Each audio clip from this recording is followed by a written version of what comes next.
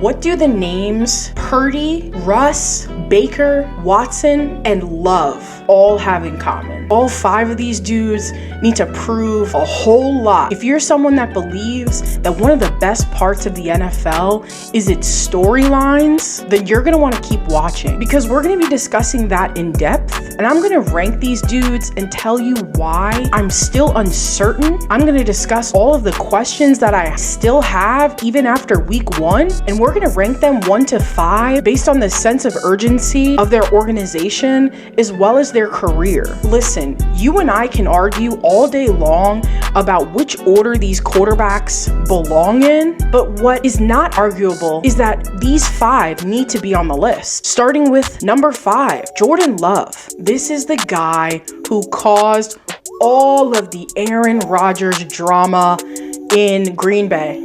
Of course, Jordan didn't have a hand in where he got drafted, but his landing in Green Bay certainly caused a series of events that have taken over the offseason headlines for over 2 years. I've been on this channel talking about how insufferable Aaron Rodgers has been during Jordan Love's tenure, and I could argue for week 1, we've had more footage of the Loch Ness Monster and Bigfoot than we did of Jordan Love. We had no idea what he was going to look like coming into it, and the reason that I still have questions is because I watched almost every snap of that Chicago game, and all of those plays were certainly a result of a carefully crafted and scripted play calling and design. What we need to see is Jordan playing from behind, perhaps late in the 4th quarter when the scripted plays run out, maybe some overtime, so that we can really get a sense of what he looks like when the pressure's on. Because what I saw on Sunday was a lot of training wheels, preparation, and good on the coaching staff for being ready. But what I need to see from Jordan Love is what it looks like when everything is falling apart. And so until we can see that, he's gonna have a lot to prove to me and the rest of NFL fans. Number 4, Deshaun Watson. Deshaun and Jimmy Haslam, the owner of the Browns, pissed a lot of people off when he got a fully guaranteed record contract. And so it's time to show that he warranted all of that money. I'm not sure if Deshaun is one of the top quarterbacks in the AFC, and it doesn't help that he hadn't played in almost 2 years. We need to find out in these next 16 weeks if Deshaun's best play is in the past, and if he's even good enough to play out the entire contract. Number 3, Brock Purdy. In week 1, he looked like Tom Brady. Maybe I'm overreacting. You can let me know in the comments. But that dude is as cool as a cucumber. He's still on this list because he hasn't had a full season of NFL starts. He is held off 2 former number 3 overall picks. And at the end of the day, he's still mystery relevant. Obviously, you and I expected the Steelers to come out and play a lot better than they did. I thought they'd be much more prepared for him and actually scheming defensively, specifically for his game, but he sat back in the pocket and looked completely unfazed. We've got to see what this looks like moving forward, but Brock Purdy might quickly play himself off of this list.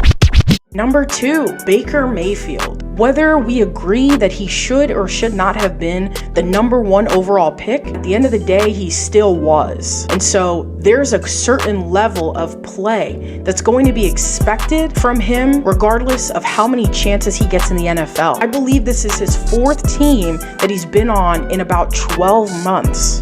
So if that doesn't tell you that Baker Mayfield needs to do quite a bit of growing up and learn some serious self-awareness before he talks himself out of the NFL, then I don't know what will. Luckily for Mayfield, he ended up in one of the better situations. I'm going to link the video here talking about the strength of the Tampa Bay Buccaneers, how they're still returning the majority of their defensive starters, as well as some key pieces on offense. Having Mike Evans, Chris Godwin, I could go on and on. Watch the video for more context.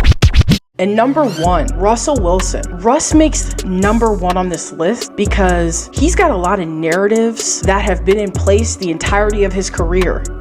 When he was able to have success without the Legion of Boom, people started to give him his props. They kept calling to let him cook. But the bottom line is he had the worst season at the quarterback position last year, and it wasn't close. He looked completely disjointed. He didn't have arm strength. He didn't have accuracy. He didn't have his legs. And yeah, you saw some improvement week 1, but it didn't jump off the screen in the way you would think it should. Listen, his overall legacy is at stake. You don't want to be the guy who threw the goal line interception to lose the Super Bowl, the one that was quote unquote carried by one of the greatest defenses of all time, and have zero success in Denver when you just watched Matt Stafford and Tom Brady go to second places and absolutely kill it. Listen, hit the subscribe button because this list is going to be fluid. Throughout the season, I'm going to be making adjustments because there's a chance that dudes like Justin Herbert and Josh Allen may make it on this list. At the end of the day, those two just simply haven't gotten it done. And so you're going to hear that first. And I look forward to talking to you next time.